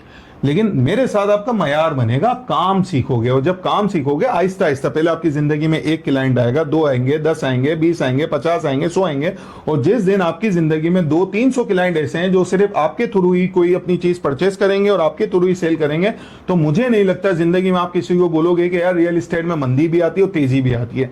और ये जो मंदी हो रहा है भाई, हम इसको मंदी मानते ही नहीं है, क्योंकि असल जो रियल एस्टेट का काम करने वाले लोग हैं वो कमाते ही मंदी में है मेरे भाई। जो चीज मैंने 20 लाख रुपए अपने क्लाइंट को दिलाई है और 80 लाख रुपए की सेल की है, और वो जब करोड़ पे चली गई, तो मैं 80 लाख में सेल की हुई चीज की करोड़ रुपए की क्लाइंट को क्यों दिलाऊंगा दोबारा। मैं वेट करता हूं कि 80 लाख में हमने सेल कर दिया था सर, 20 की ली थी, 60 लाख प्रॉफिट हो गया, अब वो दोबारा 50 पे आ गई है, 30 लाख रुपए का गैप आ गया है जो हम दोबारा कमा सकते हैं। और अब ये जब मार्केट चलना स्टार्ट होगी तो ये 80 पे नहीं जाएगी, ये करोड़ पे जाएगी, तो फिर हमारा गैप जो है 50 लाख हो जाएगा। ये कॉन्सेप्ट भाई काम करके यहाँ पहुंचे हैं तो हमें पता है ना कैलकुलेशन कैसे करनी है। अगर मुझे भी बिठा के समझाया गया होता कि सारे मंजन हम फेसबुक पे, सोशल मीडिया पे लोगों को दिखा देंगे, आपके पास आएगा, आपने सिर्फ झूठ बोलना है और किसी तरह उसकी फाइल बनानी है बस, तो मैं भी आपसे बातें ना कर रहा होता भाई। तो सोशल मीडिया की आपने बात की, मेरे दिमाग में वो क्वेश्चन था कि सोशल मीडिया से रियल एस्टेट को फ़ायदा हुआ है या स्कैमर को फ़ायदा हुआ है। यार देखो, तकरीबन अगर बात की जाए ना तो मैं जो देख रहा हूँ लोगों को सिर्फ नुकसान हुआ है, क्योंकि मैं अब भी, मेरी शिकायत है, मेरे जो सीनियर्स हैं, मुझे जिन्होंने काम सिखाया, देखो एक तो सीनियर वो हैं, मैं डीएचए की मिसाल ले लूँ क्योंकि मुझे वहीं से गाइडेंस मिली है, वहीं से मुझे सिखाया गया है, जब से वो संभाला है, वो छोटी मोटी कुछ चीज़ें हैं जो मैंने सीखी, लेकिन उसके बाद मैं डीएचए की मार्केट में चला गया क्योंकि मेरी फैमिली का बैकग्राउंड था डीएचए में। सही। जब मुझे वहाँ सिखाया गया है तो भाई एक तो वो है जो मेरे बड़े थे, वो मेरे उस्ताद हैं, ठीक है। बाकी मैं जो आज उस्ताद मानता हूं ना अपना, वो मैं डीएचए के हर रियल्टर को मानता हूं, मेरे उस्ताद हैं सारे, ठीक है। वो उस्ताद क्यों हैं कि भाई एक हमारे जिक्र मेहनती साहब हैं, ठीक है, वो वहाँ के एसोसिएशन के बड़े भी हैं और सब उनको बड़ा ही मानते हैं ना, मतलब वो एसोसिएशन में हो ना हो वो बड़े हैं, सही, ठीक है। बाकी आप जगह पे जाओ ना, अब स्कीम 45 या स्कीम 33, मतलब स्कीम 33 भी अब डेवलप हो गया है तो वहाँ भी बड़े अच्छे लोग काम कर रहे हैं, गुलशन हो गया, बादरा, बड़े अच्छे लोग काम कर रहे हैं। लेकिन जो न्यू डेवलप एरिया होता है ना, वहाँ पे लोग भी नए होते हैं, एजेंट्स वगैरह, तो उनके तौर तरीके थोड़े अलग होते हैं, वो अपने आप को कुछ और ही समझने लग जाते हैं ना। तो डीएचए वालों की ये क्वालिटी है कि जितना बड़ा बंदा होगा वो उतना सादा होगा। सही। मतलब ये है कि आप अगर सुरजानी स्कीम 45 के किसी ऑफिस में चले जाओ तो वहां का बड़ा आपके सामने ऐसे पैटर्न कराएगा कि बाबा तू किस खाते में आता है मेरे आगे, मतलब तू है कौन, ठीक है, भले वो खुद कोई ना हो। अच्छा, वहां यही आप डीएचए में किसी बड़े के पास चले हो, जी बेटा कैसे आना हुआ, खैरियत है, चाय पिएंगे, तो यार ये कहाँ मिलता है देखने को कि इतना बड़ा बंदा एक बच्चे को इस तरह डील कर रहा है। तो जब हमें वो करते थे तो हमें बड़ा अच्छा फील होता था कि यार मतलब फील ही नहीं हो रहा कि आप अभी इस मार्केट में पैदा हुए हो, ठीक है। फिर इस तरह के बहुत सारे ऐसे लोग हैं राजा मजहर हैं जो अभी इलेक्शन हुए हैं, माशाल्लाह जीते भी हैं। इसके बाद फिर जुबैर बेग है। जुबैर बेग भाई हमारे समझो लास्ट प्रेसिडेंट थे, लास्ट जो हमारे प्रेसिडेंट थे गौर साहब थे। तो बात ये है कि भाई ये लोग हैं, शख्सियत हैं, ये रियल एस्टेट के मैं कहता हूं कि माए बाप हैं। ठीक है, आप जाए ना इनके पास, आपको पता लगे कि असल रियल एस्टेट एजेंट कौन होता है। इनको आपने कब तो आप ये कहना चाह रहे हैं कि सोशल मीडिया से देख के नहीं जाओ, बजाय फिजिकली आप पहले जाओ और चीजों को तस्दीक करो। देखो फिजिकली आप निकलो, आप एक तो डीएचए के नाम से ना घबराओ। यार एक यूट्यूबर है, इतना बड़ा यूट्यूबर है, मिलियंस ऑफ सब्सक्राइबर है, क्या वो झूठ फेक? मैं कब कह रहा हूँ झूठ कह रहा है भाई? वो बेचारा बोल उतना रहे जितना उसको पता है। मैं कब कह रहा हूँ कोई आपको झूठ कहता है? यही चीज आपसे पूछना चाह रहा हूँ कि वो क्या चीज तस्दीक करे। जैसे आप है ना, कोई प्रोजेक्ट लेने से भाई 100 सवाल करते हैं, वो 10 सवाल तो उसको बताओ कि वो क्या नहीं है। ऐसा नहीं है कि हम बहुत सवाल करते हैं भाई, हमारे सामने कुछ ऐसे फेस आ जाते हैं, वो हमें डॉक्यूमेंट भी दिखाएं तो हम बोलते हैं डॉक्यूमेंट रखो साइड में, आपका फेस बहुत है हमारे लिए। ऐसा थोड़ी है, वो तो एक अलग चीज है ना। अलग चीज नहीं है ना। मुझे कोई अल्तमश कोई चीज बेचेगा तो मैं तो आंखें बंद करके ले लूंगा अल्तमश बेच रहा है। इसी तरह मैं किसी नए बंदे के देखो मैं आपको अभी की एक मिसाल दूं, ठीक है। ये हमारा जो जिना एवेन्यू वाला रोड है, मलिर कैंट से हम निकलते हैं, ठीक है। बीच में मैं किसी काम से आना हो रहा था मलिर कैंट, तो जिना एवेन्यू से निकलता था। एक प्रोजेक्ट के बाद बहुत सारी बड़ी गाड़ियां और ये खड़ी होती थी। ये अच्छा, ये कॉन्सेप्ट मैंने पंजाब में देखा था, और कराची के लोगों ने बहरिया आने के बाद देखा कि अच्छा डीलरों के पास बड़ी गाड़ी, एक तो उसमें अलग तबाह हो गए। पहले मोटरसाइकिलों में भी घूम लेते थे, ठीक है। आपके पास भी तो बड़ी गाड़ी है, वो कॉन्सेप्ट आप घूम रहे हो, उस पे हम दूसरे उस पे आते, ठीक है।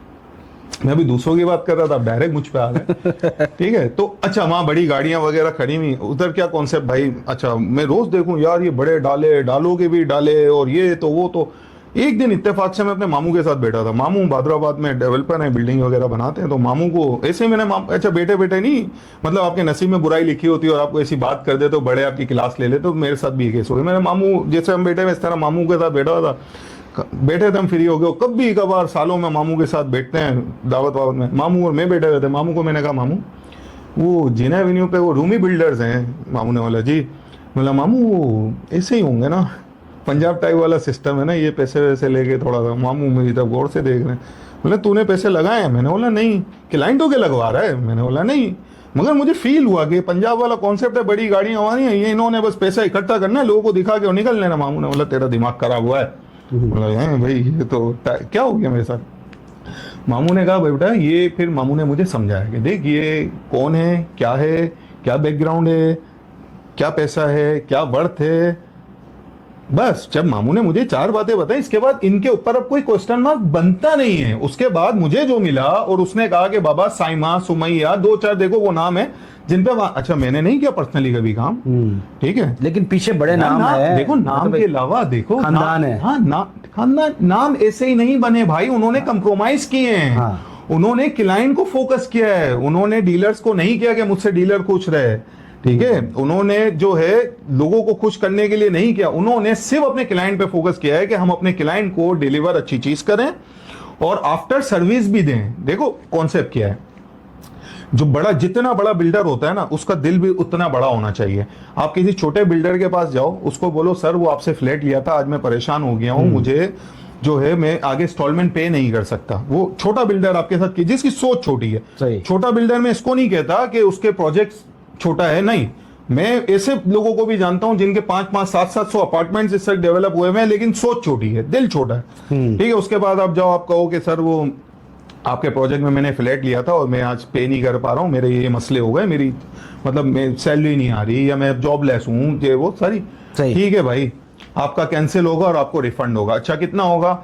सर मैंने 15 लाख का लिया था, 3 साल हो गए, मेरी चीज वैसे ही 30 लाख की हो गई। नहीं, आपको 15 लाख रुपए ही रिफंड होंगे, और 15 में से भी आप आए हो ना, क्योंकि मजबूरी तो आपकी है, तो 15 में से भी जो हमारी पॉलिसी है 25% वो डिटेक्ट होंगे। अच्छा हालांकि मेरी नॉलेज के मुताबिक जो हमारा कानून है, जो लॉ है, वो ये है कि 15% से ऊपर तो आप डिटेक्ट कर ही नहीं सकते। इसके बाद भी बिल्डरों की पॉलिसी 20-25%, मतलब 15% on the value of current. नहीं, वैल्यू ऑफ करंट पे नहीं जाओ, जितने का आपने लिया है। अच्छा इतने का, अच्छा सही, ठीक है। लेकिन अच्छा उसके बाद अच्छा फिर पैसे, सर ये पैसे चले, आपने जितना बोला उतना एक्सेप्ट कर लिया, मैं आज बिल्कुल मरा हुआ हूं ना, जो मुझे मिल जाए यही मेरे लिए आज बहुत है, ठीक है। ये भी ऐसे नहीं मिलेंगे, आपने हमें 3 साल में दिए तो हम भी आपको 3 साल के चेक बना के देंगे, और वो भी हम 1 साल बाद स्टार्ट करेंगे, जब आपका ये 15 लाख वाला यूनिट हम किसी को 50 लाख में सेल कर देंगे, वो बंदा जिस दिन हमें इंस्टॉलमेंट देना स्टार्ट करेगा तो उसमें से कुछ पैसे हम आपको हर महीने देंगे। यार ये कॉन्सेप्ट है भाई। अच्छा ये अब बड़े डेवलपर पे आ जाओ, ठीक है। यही अगर हम बड़े नाम जो अभी आपको गिनवा उनके पास चले जाओ,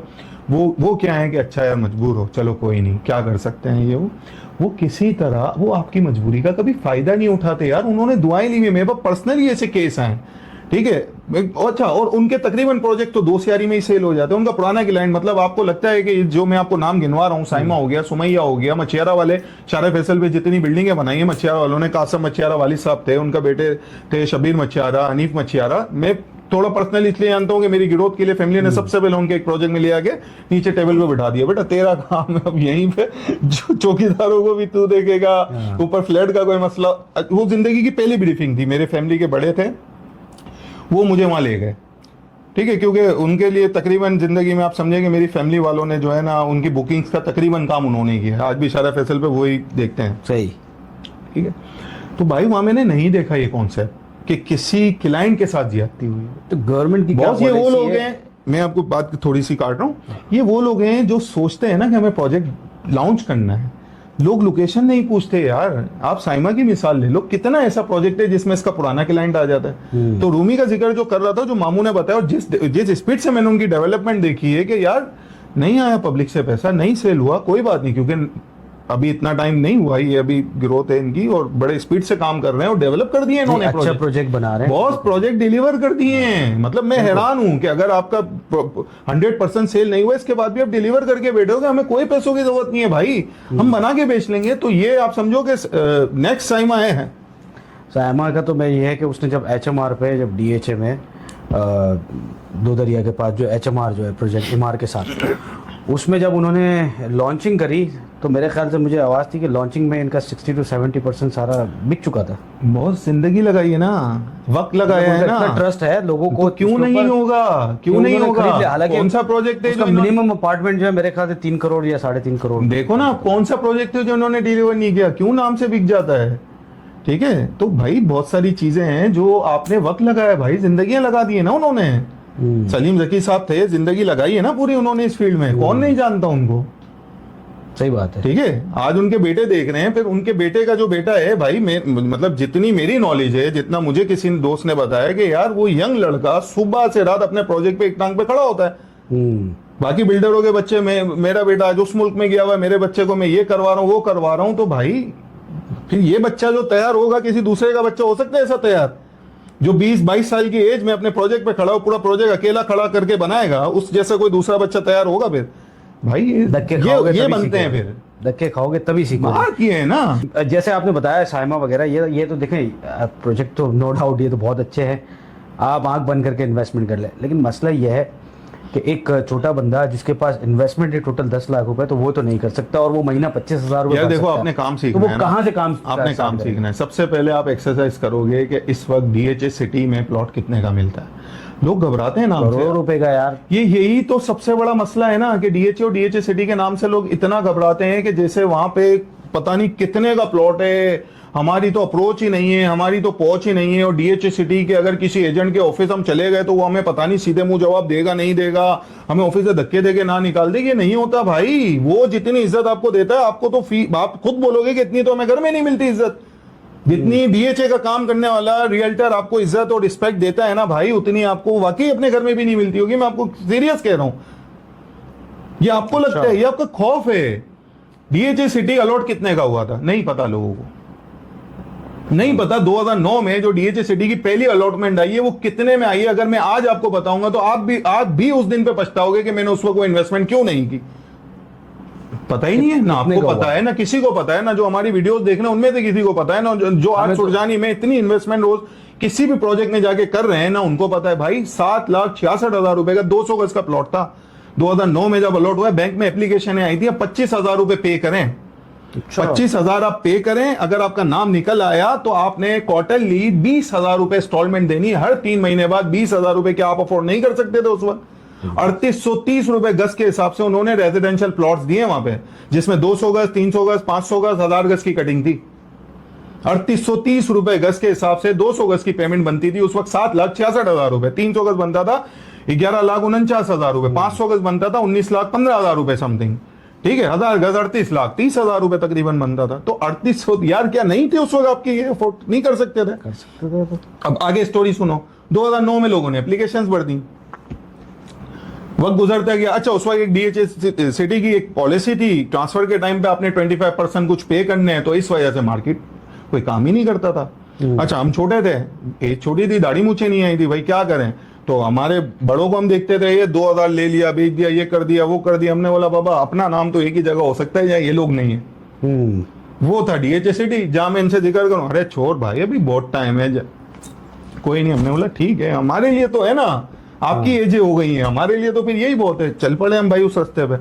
2011 के एंड की मैं आपको बात बताता हूँ। 2009 में डीएचए सिटी, 11 के एंड में डीएचए शायद पॉलिसी ले आया कि 25% अब देने की जरूरत नहीं है, आप आज तक के ड्यूज क्लियर करो और आपको ट्रांसफर मिल जाएगा। उसके बाद हमने काम उससे पहले भी करते थे, लेकिन वो फाइलें हम लेके लोगों से स्टैम्प पेपर साइन करवा दिया कि जिस दिन ट्रांसफर खुला या जिस दिन ये 25% की पॉलिसी गई, हम आपसे प्लॉट अपने नाम पे ले लेंगे।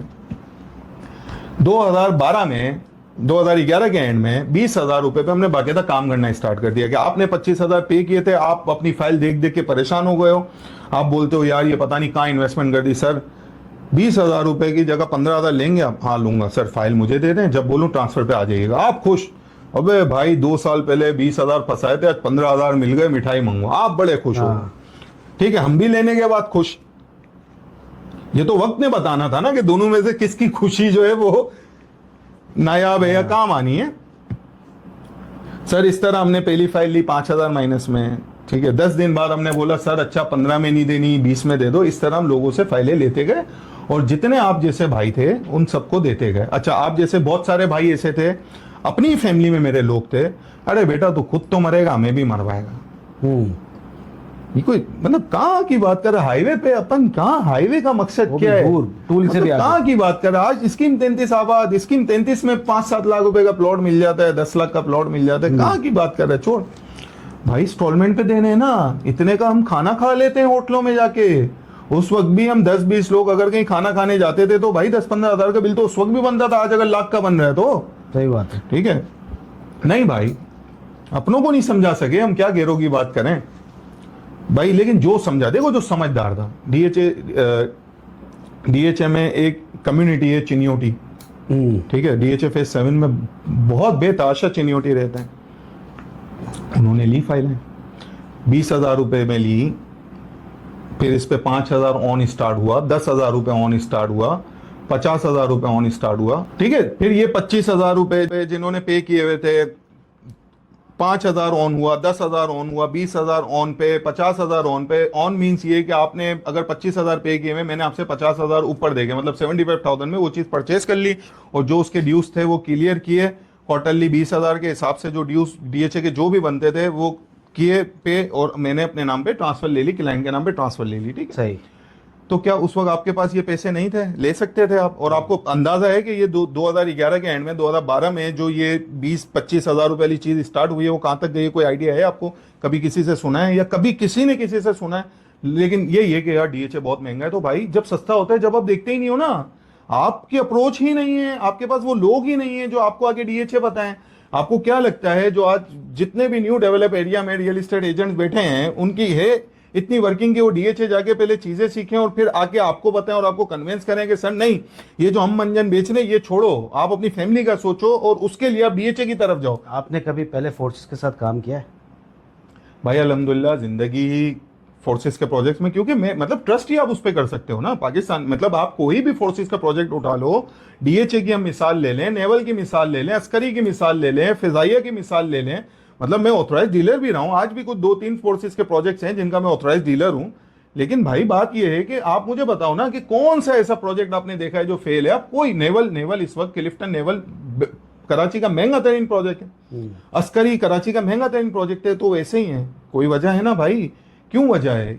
2015 तक 2011-12 में जब ये स्टार्ट हुआ 20,000 30,000 ऑन 40,000 ऑन, 2015 में क्या आप इमेजिन कर सकते हैं क्या रेट होगा? आप एक इमेजिन तो करो ना कि 20-30 हजार वाली चीज जिसकी मैं बात कर रहा हूं, जिसकी टोटल कॉस्ट 7,66,000 रुपए थी, वो भी आपने 10 साल में पे करने थे, क्वार्टरली 20,000 के हिसाब से 10 साल में पे करने थे। और 2009 में कोई चीज आई थी, 2012 और 15, 6 साल बाद वो कितने की थी? 40 लाख रुपए होगी ज़्यादा से ज़्यादा। मतलब आप ये मुझे समझाना चाह रहे हैं कि 2011 में जो चीज 20,000 रुपए में हमने लेना स्टार्ट की थी, वो 2015 में 40 लाख की हो गई।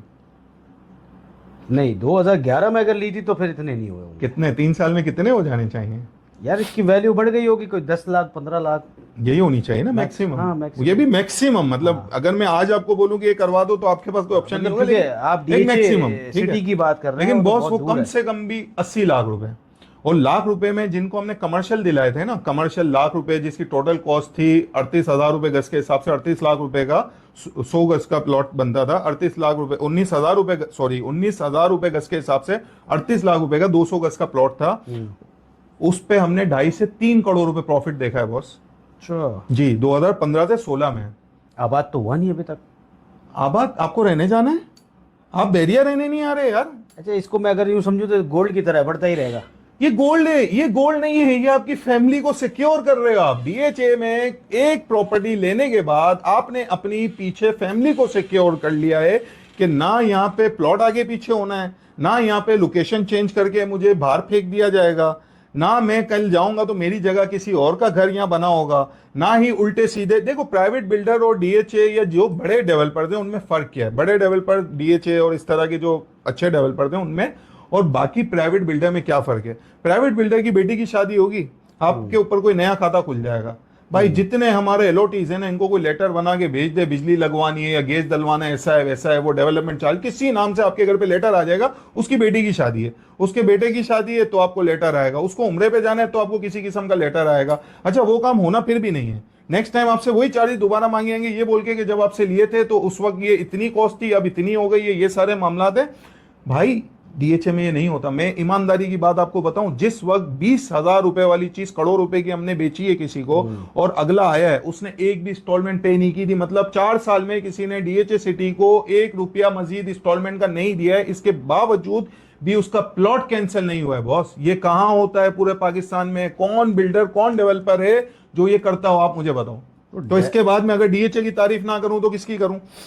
सुरजानी में ऐसे बहुत बड़े बड़े नाम नहीं लूंगा, ऐसे प्लॉट, ऐसे नाम हमें लेने भी नहीं चाहिए। पब्लिक अब इतनी समझदार हो गई है ना, नुकसान करके और ये हालात फेस करके, आप भी समझ हर जाएंगे, बंदा पब्लिक खुद भी पहुंच समझ जाएगा जाएगी जिसने जहां पहुंचना है। कि लोगों ने 7-7 लाख रुपए की जमीनें खरीदी, 100 गज या 120 गज गालिबन प्लॉट थे, उन्होंने 5 साल की इंस्टॉलमेंट्स के ऊपर लिया हुआ था, 10 साल की इंस्टॉलमेंट पे 7 लाख रुपए। अच्छा, मैं आपको थोड़ी सी बात काटूं, मैं आपको बता रहा हूँ ना, और उसके ऊपर जब उन्होंने बोला यार हमारे इंस्टॉलमेंट पूरी हो गई है, अब हमें फाइल दो, तो उसके ऊपर डेवलपमेंट चार्जेस 15 लाख 16 लाख रुपए लगा दिए कि भरोगे तो फाइल मिलेगी। अच्छा, सबसे मजे की बात मैं आपको बताऊं, 7 लाख रुपए आपने पे करने 5 साल में, क्योंकि वो उनकी जरूरत थी ना डेवलपर की, उसको पैसा चाहिए था, तो उस वक्त बोलता था सर आप ही सब कुछ है हमारे, client is always right, client जो बोलेगा वो होगा, हम खादिम है आपके। स्टार्ट में ये होता है।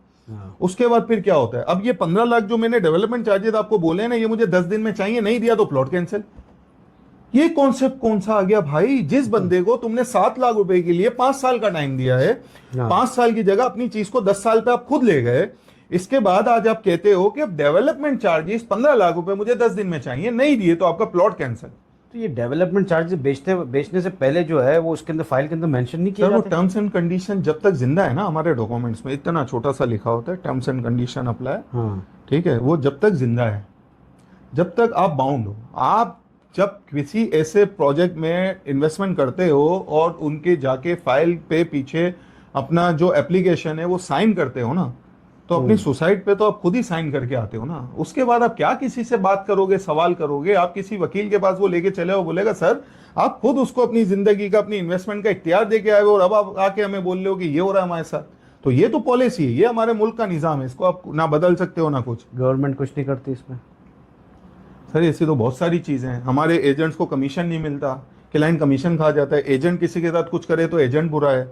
क्लाइंट जो कमीशन खा जाते हैं, मेहनत करने वाले का, सुबह से शाम तक विजिट करा रहा है, सब कर रहा है, वो क्लाइंट से डायरेक्ट हो गया, उसने चीज परचेस कर ली, एजेंट को बोलता है बाबा किस चीज का कमीशन? ये तो मेरी पुप्पो का लड़का निकला है, ये तो मेरे चाचा का दोस्त निकला है। तो उनके लिए कोई कानून नहीं है। कमीशन से याद आया मुझे, कमीशन भी मैंने सुना और उसके साथ साथ एक सुना टॉप। ये कमीशन और टॉप में फ़र्क है, ये एक ही चीज़ है? देखो, कमीशन है इज्जत का रास्ता, हाँ। ठीक है। जब क्लाइंट और रियल एस्टेट रियल्टर, मतलब क्लाइंट्स और रियल्टर्स के बीच में एक इशू आया, वो ये आया कि भाई कमीशन देने का दिल ही नहीं चलता था क्लाइंटों का। सही। ठीक है, वो करोड़ रुपए की चीज लेने को तैयार है, लेकिन करोड़ रुपए पे जो 2% इज्जत का 2 लाख कमीशन बनता है, 2% तो खुद ही खत्म कर दिया ना कि भाई 2% क्या होता है, 1%। चलो आ जाओ 1%, वो तो इज्जत का मिले। नहीं, इसमें भी आप हमें डिस्काउंट दो, हाँ। इसमें भी आप हमें डिस्काउंट दो। ठीक है, चलो डिस्काउंट दे दिया था, 50,000 दे दो तो ठीक है। अब उसमें भी 50,000 में भी भाई बहुत सारे ऐसे हैं जिनको 50,000 देने में भी मौत है। उसके बाद एक रास्ता निकला, रास्ता ये निकला कि बाबा कब तक, आखिर कब तक। उसके बाद ये कॉन्सेप्ट निकला कि अगर आपको मैं कोई चीज सेल कर रहा हूं तो मैं आपको क्लियर कह रहा हूं कि सर आपको ये इतने का पड़ेगा, मैं आपसे कमीशन नहीं लूंगा, लेकिन आपको ये इतने का होगा। हाँ, अक्सर ऐसा होता है कि उसमें टॉप भी होती है, उसमें कमीशन भी होता है। टॉप का मकसद ये है कि बीच में गैप अमाउंट रख लिया जाता है। देखो, 2 तरीके हैं, एक होता है टॉप और एक होता है कि एक चीज मिसाल दूं आपको, डीएचए सिटी की, बैरिया की दे देता हूं। एक चीज मार्केट में मिल रही है 30 लाख रुपए। जैसे आप मुझे बोलते हो यार कल मुझे डीएचए सिटी में इन्वेस्टमेंट करनी है, तो वहां कम से कम प्लॉट कितने का? मैंने आपको कहा यार 30 से 35 लाख रुपए का आपको प्लॉट मिल जाएगा। ठीक है, आपने कहा ठीक है मुझे दिला दो। अब वो 30-35 लाख रुपए का प्लॉट, अगर मैं भाई ने मुझे कहा हुआ था कि मुझे प्लॉट सेल करना है अपना, इनके पास में क्या, मैंने कहा कि यार आपने प्लॉट सेल करने का कहा था, आज 30 लाख रुपए का मेरे पास बायर है। वो कहते हैं नहीं यार मैंने तो अभी 50 की मार्केट देखी है, 30 में मुझे नहीं देना। मैं दूसरे के पास गया, तीसरे के पास गया, तो उसके बाद भाई मैं मार्केट में जाऊंगा और मार्केट में अपने दोस्तों को, पूरी जिंदगी जो ताल्लुकात बनाए वो बनाए इसीलिए कि मेरे दोस्त वक्त पे काम है। उनको बोलूंगा यार मेरे क्लाइंट की रिक्वायरमेंट है, मुझे 30 लाख में यहाँ चाहिए। वो बोलेंगे यार 30 में नहीं, तुझे 31 में तो हम कहीं ना कहीं से मार्केट से, अपने किसी इन्वेस्टर से, अपने किसी क्लाइंट से निकाल के दे देंगे, तू अपने भाई को, रिश्तेदार को, दोस्त को, जिसको देना है दे दे। ठीक है, तो अब उसने जो है वो उसको दिलवाया था 28 लाख रुपए का, उसने उनसे ले लिया 30 लाख रुपए का, उसने मुझे दे दिया 30.5 में, मैंने आपको वो दे दिया 31 में। इसमें सबकी रोजी आ गई। ठीक है ना, आपको हमने मौका दिया कि आपके आगे हम मिन्नतें करें सर कमीशन, ना आपको तकलीफ हुई कि यार 31 लाख रुपए की मैंने चीज ली, लेकिन इसको मैं 30,000 देता ना तो मैं मर जाता, मुझे मौत बाकायदा नाजिल हो जाती, क्योंकि मुझे इज्जत से 30,000 देने पड़ रहे थे कमीशन। तो ये मसला है ना भाई। अच्छा, इसमें श्योरिटी ये कि आपको चीज अच्छी मिल गई, आपको नहीं देखना पड़ा मैं किस बंदे से लेना। हो सकता है आप खुद होशियार बनते, आप 31 वाली चीज 35 की लेके आते। मुझे पता था ना मार्केट क्या है, उसको पता था उससे कौन खरीद रहा है, किसने उसको कॉल की है। हमें भी चूना नहीं लगा सकते, क्योंकि हम आपस में तो एक दूसरे के साथ नहीं खेल सकते ना। सबको सारा आइडिया, उसको पता है कि यार मैं इससे आज 25,000 भी ऊपर लूंगा, ये किसी और को कॉल करेगा, कल मुझे बोलेगा तुमने करा किया, जिंदगी भर का ताल्लुक खराब है। तो भाई टॉप का मकसद यही है। फिर हमारा दूसरा सिस्टम ये होता है बैरिया में, डीएचए सिटी में, या किसी भी ऐसे प्रोजेक्ट में जहां पे सेल परचेस ट्रेडिंग चल रही होती है, वहां ये होता है कि हम अपने आप को कैसे चलाते हैं भाई। मिसाल है, हम अगर ये काम नहीं कर रहे कि किसी को जिबा करो 3 लाख रुपए लो और उसमें से 2 लाख रुपए अपने ले लो, तो हमें भी तो घर चलाना है, हम भी तो कुछ ना कुछ कर रहे होंगे। फिर हम क्या करते हैं, फिर हम अपने ही चीजें उठाते हैं। जैसे डीएचए सिटी में हमने कोई प्लॉट ले लिया, एडवांस अमाउंट दे दी उसकी, 30 लाख रुपए का लिया।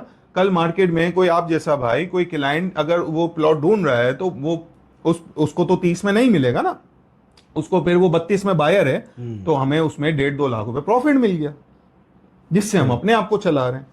ठीक है, और उसके लिए ये अच्छा है कि उसको कॉल पे चीज मिल गई। कितना आसान हो जाता है कि एक चीज में ढूंढने निकलूं, लोगों के ऑफिस जाऊं। इससे अच्छा ये नहीं है कि मुझे कॉल पे किसी को कॉल करूं, बोले हाँ भाई ये प्लॉट तेरा हो गया। मींस अगर मैं स्कीम 45 पे, इस्लामाबाद में, पाकिस्तान में कहीं भी बैठा हूं, मुझे कॉल पे प्लॉट मिल रहा है कि भाई ये तेरे क्लाइंट की रिक्वायरमेंट है और ये प्लॉट तेरा हो गया तो हो गया। मैंने क्लाइंट को उसी वक्त कॉल पे बोल दिया, सर आपकी रिक्वायरमेंट पूरी हो गई, ये प्लॉट आपको मिल गया, आप मुझे इतने पैसे अकाउंट में लगा दें, बाकी इतने दिनों बाद आप डीएचए आके हमसे ट्रांसफर ले लें। अगर आपकी मेंबरशिप नहीं हुई तो आप मेंबरशिप करा लें। ईजी, इससे इजी कुछ हो सकता है।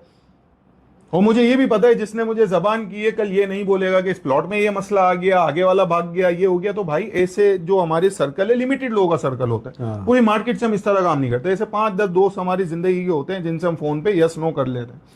तो भाई हम एक दूसरे को 50,000 लाख रुपए ज्यादा भी देते हैं इसी सुकून के कि कल इस प्लॉट में कोई पीछे मसला नहीं निकलेगा, कल ये मेरा कमिटमेंट क्लाइंट से खराब नहीं करवाएगा। मैंने आपको 31 में एक चीज दे दी और वो आपको अगर ट्रांसफर नहीं हुई और मार्केट 35 की है, तो आप मुझे बोलोगे बाबा क्या है मेरी चीज, कहाँ है मेरा प्लॉट, मैं आपको क्या जवाब दूंगा? मैं तो आपको जवाब दूं ना, सही अब बात मैं अच्छा मैं जिस कैटेगरी में काम कर रहा हूँ, जो जिस जिस मार्केट में बैठा हूँ, जितना टाइम हो गया है, मैं अपने नाम के साथ भी खराब नहीं होने दूंगा अपने नाम को भी। मैंने तो आपको वो चीज जेब से 3 लाख रुपए डाल के भी मार्केट से परचेस करके देनी है, तो इससे अच्छा ये नहीं है मैं 50,000 ज्यादा देके पहले दिन अपने भरोसे वाले बंदे से ये चीज लूं। हम्म। तो भाई बहुत सारे मंजन है, बहुत सारी चीजें हैं। अच्छा, इस फील्ड के अंदर हम इसको कंक्लूड करेंगे आज के इस पॉडकास्ट को। रियल एस्टेट की फील्ड में सबसे ज़्यादा फ़ायदा किसको होता है? एक डेवलपर को, बिल्डर को, रियल एस्टेट वाले को, मार्केटिंग वाले को, या फिर आवाम को? भाई आवाम को तो नहीं होता,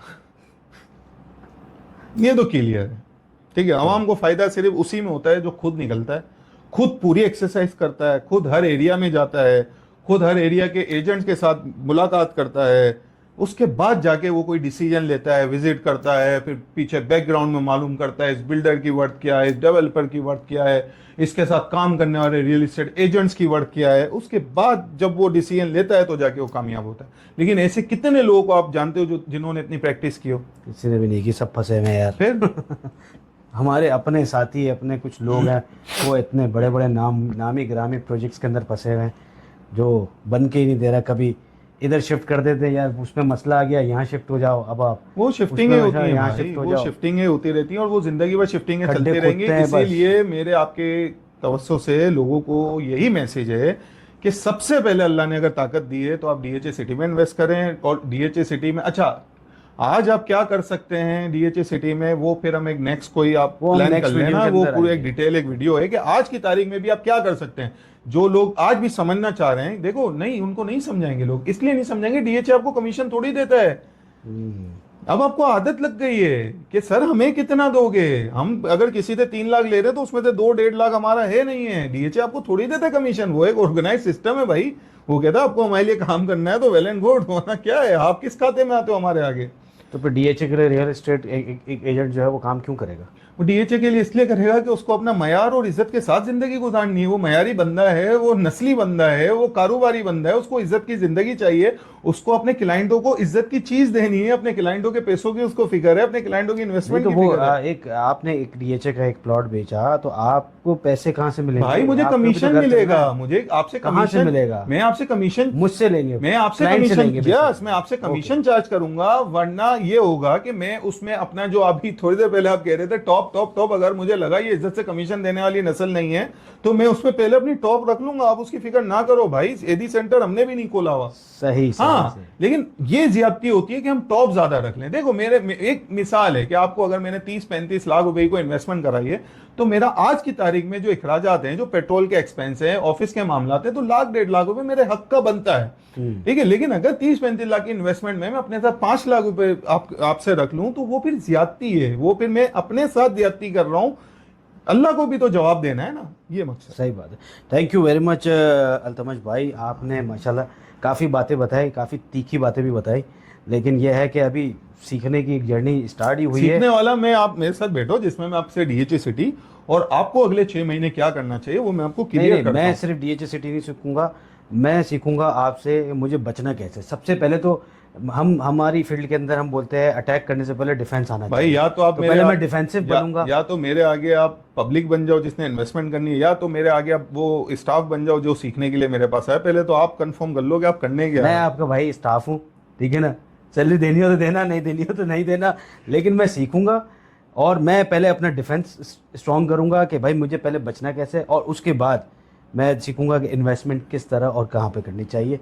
ठीक है, और इसी तरह हम आज की वीडियो फिर 2 साल बाद हम दोबारा बैठेंगे, ऐसा ही है? नहीं 2 साल बाद नहीं बैठेंगे, हम बहुत जल्द जो है दोबारा अल्तमश भाई के साथ बैठेंगे और इसी वीडियो के अंदर इसी चैनल पे हम सीखेंगे और आपको इंशाल्लाह आहिस्ता आहिस्ता ग्रो करते हुए और आपके साथ कुछ नंबर्स भी शेयर करेंगे, जो काम करेंगे उसके नंबर्स भी शेयर करेंगे इंशाल्लाह। और देखते रहेगा हमारा चैनल। अस्सलाम वालेकुम।